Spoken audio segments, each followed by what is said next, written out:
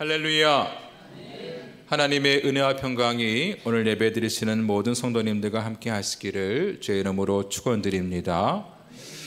오늘은 에스라 7장 1절로 10절 말씀을 중심으로 회복이라는 제목으로 함께 말씀을 나누겠습니다. 최근 뉴스에서 독일의 경제 위기가 한국 경제에 시사하는 점이 있다는 그런 기사를 접한 적이 있습니다. 유럽의 경제 성장을 이끌어가던 독일 경제가 위험에 처해 있다는 그러한 내용이었어요. 국제통화기금에서 G7 7나라 중에서 독일만 유일하게 마이너스 성장, 마이너스 0.3%의 성장을 하게 될 것이라고 예상을 했습니다. 그 이유는 독일은 자동차 산업이 유명하지 않습니까? 내연기관차 비중이 높은 제조 국가인데다가 중국에 대한 의존도가 높은데 중국이 코로나 이후에 회복이 잘 안 되고 있다는 거죠. 또 노동인구가 노령화되고 있고 또 반도체나 AI 산업 등 최첨단 산업에서 미국에게 많이 뒤처 있기 때문에 독일의 경제 회복이 쉽지 않다 이렇게 얘기했습니다. 한국은행은 독일의 경제 부진이 남의 일이 아니라고 분석했는데요. 우리나라 역시 중국에 대한 의존도가 높은 나라인데다가 고령화가 세계에서 가장 빠르게 진행되고 있기 때문입니다. 그나마 독일에 비해서 나은 점은 반도체나 2차 전지 등 첨단 IT 산업이 발달했다는 점인데요. 나머지 부분에선 독일과 비슷한 점이 많아서 우리나라도 산업 구조를 개선하고 노동력 부족에 대한 대비를 해야 한다고 이야기했습니다. 저는 이 기사를 접하면서 우리 한국교회도 이와 비슷한 현상을 겪고 있다고 생각이 들었습니다. 제가 지난달에 감리교단의 많은 집회에 참석을 했는데요. 그때 집회에 참석하고 느낀 점은 집회에 참여하는 성도들의 수가 지금 현저하게 많이 줄었고 노령화되어 있다는 느낌을 받았습니다. 물론 평일 낮에 하는 집회이기 때문에 그렇겠지만 한국교회가 그렇게 가고 있다는 그런 느낌을 지울 수가 없었어요. 가깝게는 코로나 팬데믹이 끝났지만 아직 코로나의 여파를 회복하지 못하고 있습니다. 그 이유는 크게 두 가지가 있는데요. 하나는 코로나 기간 3, 4년 동안에 새로운 신자들이 유입되지 않았고 기존에 계시던 성도들이 돌아가시거나 교회를 떠난 성도들이 많이 있기 때문입니다. 저희 부모님도 지난 3, 4년 동안에 두 분 다 돌아가셨고요. 이러한 물리적인 숫자가 줄어들기 때문에 교인들이 줄어들게 된 것이죠. 두 번째 이유는 코로나로 인해서 영상 예배를 드리던 성도들이나 또 모임을 쉬었던 이 교인들이 아예 교회를 떠나버렸기 때문입니다.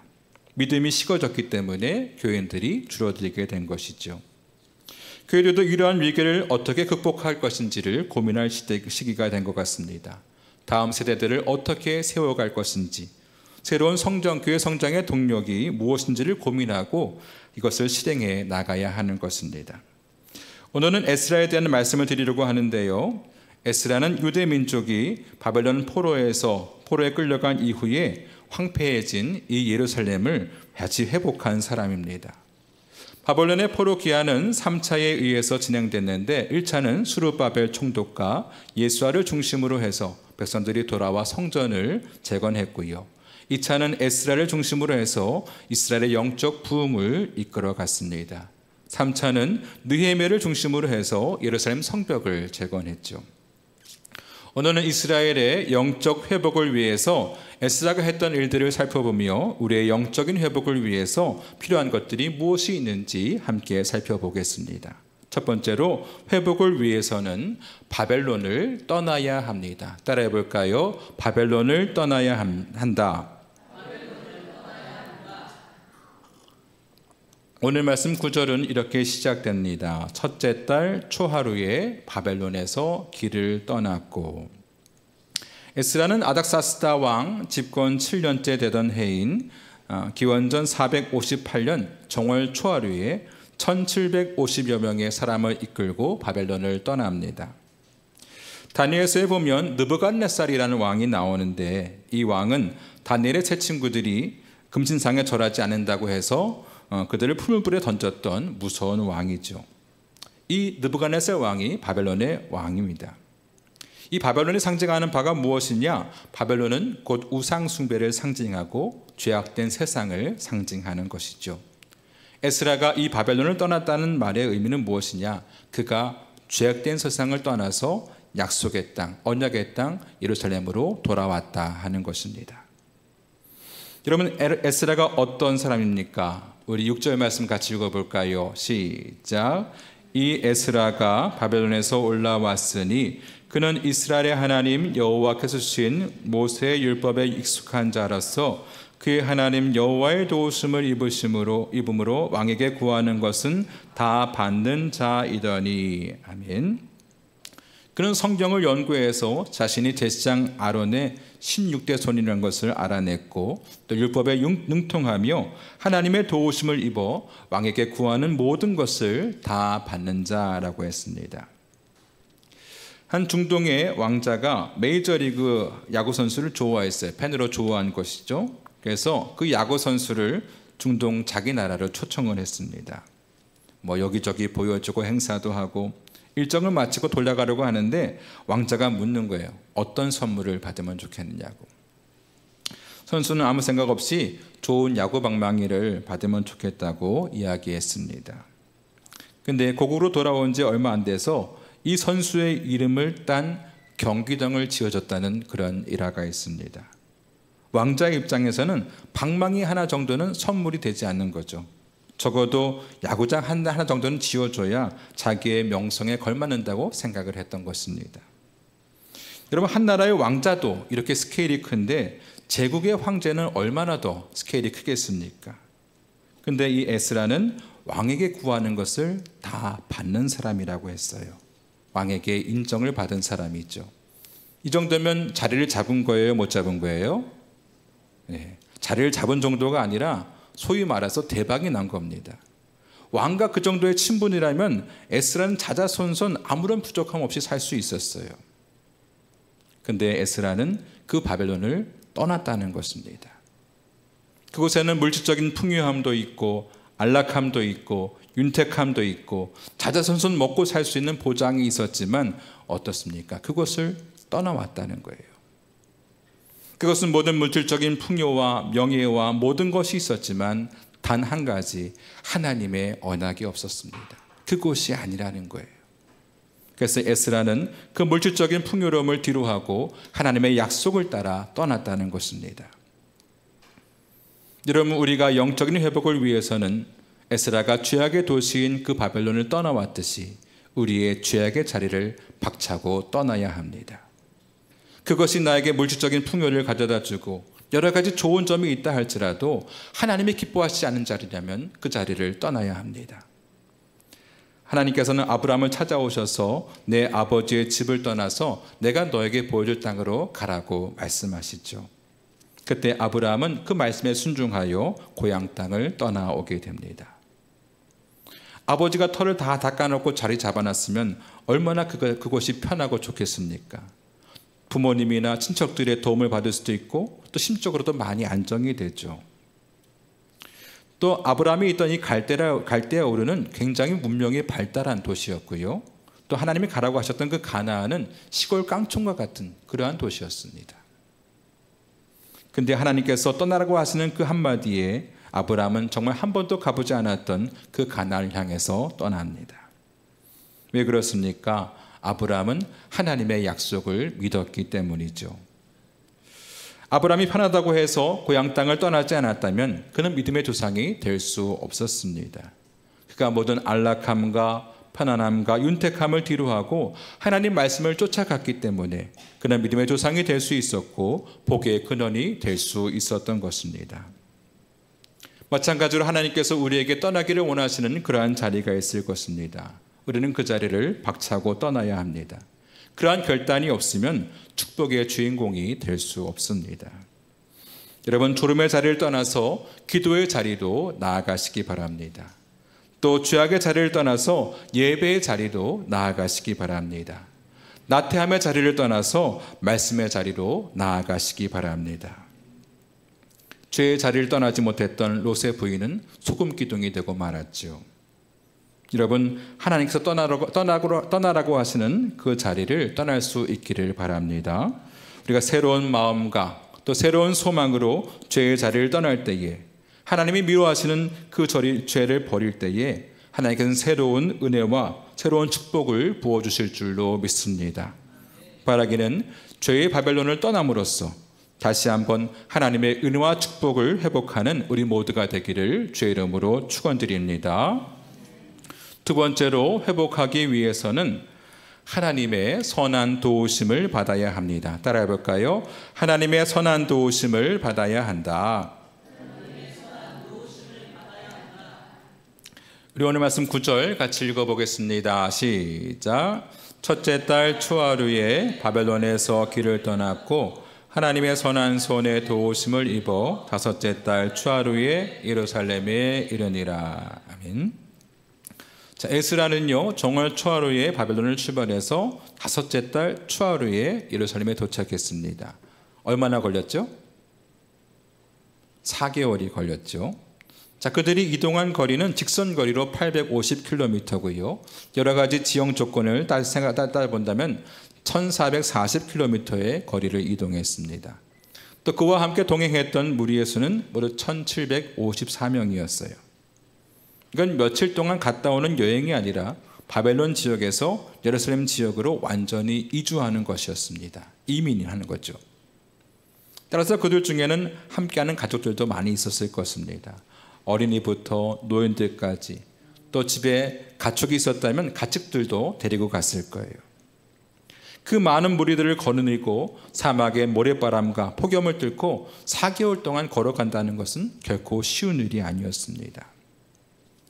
또 완전히 이주하는 것이었기 때문에 그들은 자신들이 그동안 모았던 모든 재산들을 다 처분하고 갔을 거예요.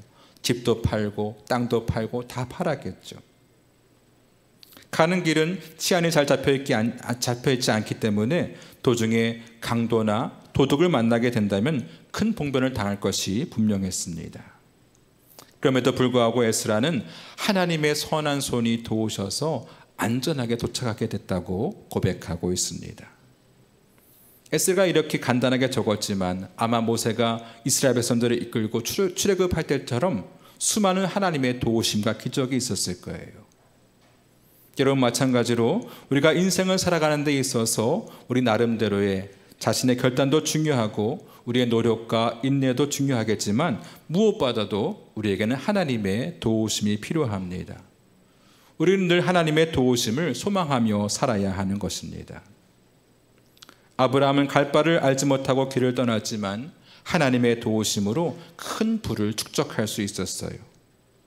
이삭은 그랄 땅에 머물 때에 큰 흉년이 들었지만 하나님께서 그에게 복을 주심으로 그 해에 100배의 소출을 거둘 수 있었습니다. 야곱은 외삼촌 라반에게 노동력을 탁치당했지만 하나님의 도우심으로 많은 우양을 얻을 수 있었어요. 요셉은 형들의 시기로 노예로 팔려갔지만 하나님의 도우심으로 감옥 안에서도 형통할 수 있었고 그는 애굽의 총리 대신으로 오를 수 있었습니다. 이러한 것들은 그들의 어떤 노력 때문에 얻어진 것이 아니라 하나님의 도우심이 있었기 때문입니다. 여러분, 인생을 살아감에 있어서 하나님께서 나를 도와주시느냐 도우시지 않느냐 하는 것은 엄청난 차이가 있는 것입니다. 시편 127편 말씀에 여호와께서 집을 세우지 아니하시면 세우는 자의 수고가 헛되며 여호와께서 성을 지키지 아니하시면 파수꾼의 깨어있음이 헛되도다 했어요. 단 잠언 16장 말씀에 사람이 마음으로 자기의 길을 계획할지라도 그의 걸음을 인도하시는 이는 여호와시라 하셨습니다. 사람의 일을 열심히 하거나 또 공부를 열심히 하거나 또 운동을 열심히 하면 그에 대한 결과를 얻게 되죠. 그것이 세상의 이치고 상식입니다. 하지만 세상의 모든 일들이 반드시 그 이치대로 이루어지는 것은 아닙니다. 우리가 밥을 안 먹고 잠을 안 자고 수고한다 할지라도 하나님이 도와주시지 않으면 그 수고의 결과를 얻을 수 없는 거예요. 우리가 안 먹고 안 쓰고 입을 것도 안 사 입고 돈을 아무리 열심히 모은다 할지라도 하나님이 도와주시지 않으면 다 새어나가고 마는 것입니다. 또 아무리 건강에 좋은 음식을 먹고 열심히 운동하고 세계에서 가장 훌륭한 의사를 붙여서 관리한다 할지라도 하나님이 도와주시지 않으면 그 생명을 보장받을 수 없는 것입니다. 하나님께서 모든 만물을 운행하시고 다스리시는 것이죠. 우리는 피조물로서의 한계, 인간으로서의 한계를 인정하고 만물의 주인 되시며 운행하시는 하나님 앞에 겸손히 그 도우심을 청하며 살아가야 될 줄로 믿습니다. 잠언 5장 말씀에 너는 마음을 다하여 여호와를 신뢰하고 내 명철을 의지하지 말라. 너는 범사에 그를 인정하라. 그리하면 내 길을 지도하시리라. 내 재물과 내 수산물의 처음 익은 열매로 여호와를 공경하라. 그리하면 내 차고가 가득히 차고 내 포도즙 틀에 새 포도즙이 넘치리라 하셨습니다. 우리의 인생에 계획하고 소망하는 일이 있으십니까? 내가 지금 하고 있는 일에 대한 성과를 거두길 원하십니까? 그것을 이루기 위해서는 우리는 열심히 노력해야 돼요. 노력이 부질없다는 얘기가 아닙니다. 내가 하던 일을 멈추고 하늘만 바라보라는 얘기가 아닙니다. 우리가 열심히 노력해야 되지만 내 노력만으로 되는 것이 아니라 우리의 길을 인도하시는 하나님을 인정해드리고 그분께 도우심을 구해야 한다는 것이죠.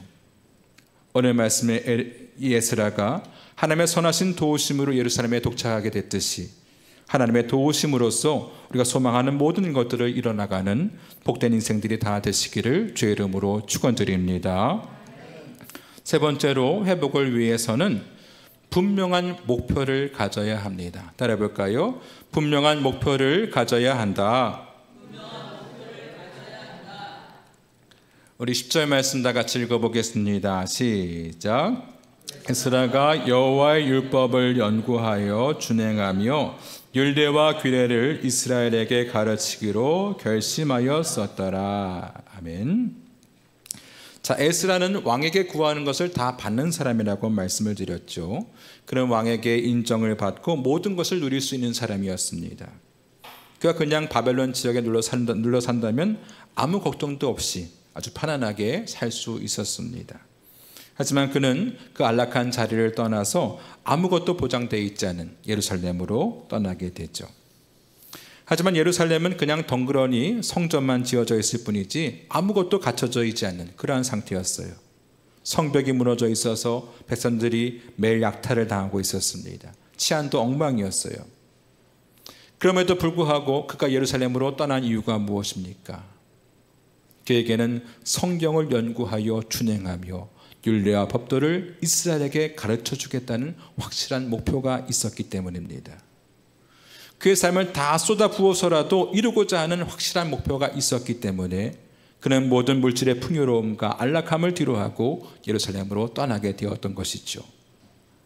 여러분, 우리도 영적인 회복을 원한다면 하나님을 향한 분명한 목표가 있어야 합니다. 사도 바울은 마지막으로 예루살렘으로 올라가는 여정에 이렇게 고백을 해요. 오직 성령이 각성해서 내게 증언하여 결박과 환난이 나를 기다린다 하시나 내가 달려갈 길과 주 예수께 받은 사명 곧 하나님의 은혜의 복음을 증언하는 일을 마치려 하면은 나의 생명조차 조금도 귀한 것으로 여기지 아니하노라. 많은 사람들이 이 바울에게 예루살렘에 올라가면 많은 환난과 지금 핍박을 당하게 될 것입니다. 올라가면 죽습니다 하고 예언을 했어요. 바울 자신도 예루살렘에 가게 되면 분명히 환난을 당할 것이라는 짐작을 하고 있었습니다. 하지만 바울은 그 모든 위협을 무릅쓰고 예루살렘으로 올라가죠. 왜 그렇습니까? 그에게는 주 예수께 받은 사명, 하나님의 은혜의 복음을 증거하겠다는 분명한 목표가 있었기 때문입니다. 그래서 그의 자신의 생명까지도 귀하게 여기지 아니하고 죽음을 각오하고 예루살렘으로 올라갔던 것이죠. 여기서 말하는 목표라는 것은 내가 원하는 목표를 말하는 것이 아니에요. 어느 회사에 취업을 하고 어느 대학에 가고 어떤 사람과 결혼을 하고 이러한 목표를 말하는 것이 아닙니다. 그냥 우리 식구들 잘 되고 평안하게 사는 것, 이러한 막연한 목표를 말하는 것이 아니에요. 그것은 엄밀하게 말해서 내가 바라는 바람일 뿐이죠. 여기서 말하는 목표는요, 내가 살아감에 있어서 하나님께서 나를 통해서 이루고자 하시는 그 뜻을 말하는 것입니다. 하나님께서 왜 나를 이 땅에 태어나게 하셨을까? 내가 왜 이러한 부모를 만나고 이런 학창생활을 거쳐서 이러한 성장 과정을 거치게 하셨을까? 내가 왜 이러한 교회를 만나게 되고 이러한 목사님을 만나게 되고 이런 신앙생활을 하게 됐을까? 왜 나에게는 이러한 시련이 있었고 나에게는 이러한 고난이 있는 것일까? 결국 나의 삶을 통해서 하나님께서 원하시는 것은 무엇일까 하는 원초적인 질문을 나에게 던져야 하는 것입니다. 우리는 신앙생활을 단지 예수 믿고 천국 가고 우리 식구들 잘 살고 복받고 사는 것, 이런 막연한 목표를 가질 때가 많이 있습니다. 물론 그것도 아주 중요해요. 우리가 신앙생활하는 그 울타리가 되지 않습니까? 하지만 우리는 그것 이상의 원대한 꿈과 목표가 있어야 합니다. 아인슈타인은 그의 조국 이스라엘로부터 초대 대통령을 맡아달라는 제안을 받았어요. 그가 수락하기만 하면 그는 대통령이 될 수 있었습니다. 하지만 그는 이렇게 말했어요. 대통령을 하겠다는 사람은 많이 있습니다. 그러나 물리학을 가르칠 사람은 많이 없습니다. 하면서 그는 대통령직을 거절했어요. 이스라엘 초대 대통령이 되었다 하는 것이 그에게 얼마나 명예스러운 일이겠습니까? 그가 그냥 수락만 했다면 그는 개인적으로 더욱더 안락하고 명예로운 삶을 살 수 있었을 거예요. 하지만 그가 대통령직을 거절하고 물리학자를 선택한 이유는 하나님께서 그의 삶을 통해서 이루고자 하는 뜻이 이 물리학에 있다는 사실을 그가 알았기 때문입니다. 하나님께서 나에게 원하시는 것은 나의 모든 시간과 영향력을 그 물리학에 투자해서 모든 인류에게 유익을 주는 것이다. 하나님께서 나에게 원하시는 것은 바로 그것이다 하는 확신이 있었던 것이죠. 여러분, 하나님께서 우리에게 원하시는 것은 무엇입니까? 우리의 모든 것을 걸고라도 꼭 이루어야 될 목표가 무엇입니까? 이러한 분명한 목표가 무엇인지 한번 생각해 보시기 바랍니다. 목표가 분명하지 않으면 아무리 열심히 일하더라도 향방 없이 달리기 때문에 성과가 없는 인생이 되는 것입니다. 이 에스라는 예루살렘에 돌아가서 그 말씀으로 백성들을 잘 가르치겠다는 확실한 목표를 가지고 있었어요. 우리도 영적인 회복을 위해서 또 우리 인생의 회복을 위해서 분명한 목표를 가져야 될 줄로 믿습니다. 오늘 말씀의 에스라는요, 이스라엘의 영적인 회복을 위해서 바벨론을 떠났고요, 또 하나님의 선한 도우심을 구했고요, 또 말씀을 가르치겠다는 확실한 목표가 있었습니다. 우리도 영적인 회복을 위해서는 하나님께서 원하시지 않는 그 자리, 바벨론을 떠나는 그런 결단이 필요하겠고요, 또 나도 열심히 일해야겠지만 하나님의 선한 도우심을 바라는 그러한 마음이 필요하겠고요, 또 나의 전 인생을 걸더라도 반드시 이루고자 하는 하나님의 뜻이 분명히 있어야 합니다. 바라기는 우리 모두가 이러한 삶을 통해서 우리의 인생이 회복되고 또 우리의 가정이 회복되고 또 우리 교회가 회복되는 귀한 역사가 있기를 주의 이름으로 축원드립니다. 우리 함께 찬송하고 기도하겠습니다.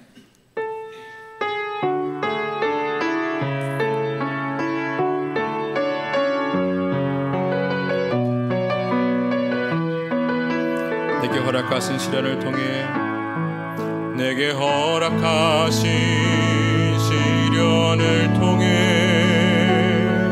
나의 믿음 더욱 강하게 자라나고 험한 산과 골짜기 지나는 동안 주께 더 가까이 나를 이끄시네. 내가 겪는 시험이 어렵고 힘겨워도 내 주님보다 크지 않네. 내 앞에 바다가 갈라지지 않으면 주가 나로 바다 위 걷게 하리. 나는 믿네, 나는 믿네.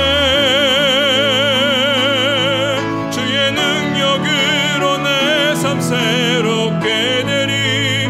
나는 믿네. 주의 능력으로 담대히 나아가리라. 주와 함께 싸워 승리하리라. 날마다 믿음으로 나 살아가리. 다시 한번 찬양합니다. 내게 허락하신 시련을 통해 나의 믿음 더욱 강하게 자라나고 산과 골짜기 지나는 동안 주께 더 가까이 나를 이끄시네. 내가 겪는 시험이 어렵고 힘겨워도 내 주님보다 크지 않네. 내 앞에 바다가 갈라지지 않으면 주가 나로 밖에 하리. 나는 믿네. 주의 능력으로 내 삶 새롭게 되리. 나는 믿네. 주의 능력으로 담대히 나가리라. 싸워 승리하리라. 때마다 믿음으로 나 살아. 나는 믿네. 나는 믿네. 주의 능력으로 내 삶 새롭게 되리. 나는 믿네. 주의 능력으로 담대히 나가리라. 싸워 승리하리라. 날마다 믿음으로 나 살아가리. 이 시간 다 함께 통성으로 기도하겠는데요. 하나님, 우리에게 다시 한번 영적인 회복, 영적인 부흥을 허락해 주시옵소서. 이 에스라가 죄악의 도시 바벨론을 떠났던 것처럼 하나님께서 원하시지 않는 그러한 죄의 자리를 떠나게 하시고 원하시지 않는 그 죄의 습관들을 버리게 하여 주시옵소서. 또한 나의 노력이 아닌 하나님의 선한 도우심을 의지하며 나아가게 하여 주시옵소서. 또한 우리가 주님께서 우리에게 주신 그 소원을 향해서 분명한 목표를 향해 달려갈 수 있는 믿음을 허락하여 주시옵소서. 우리 다 함께 주여 부르시고 통성으로 기도하겠습니다. 주여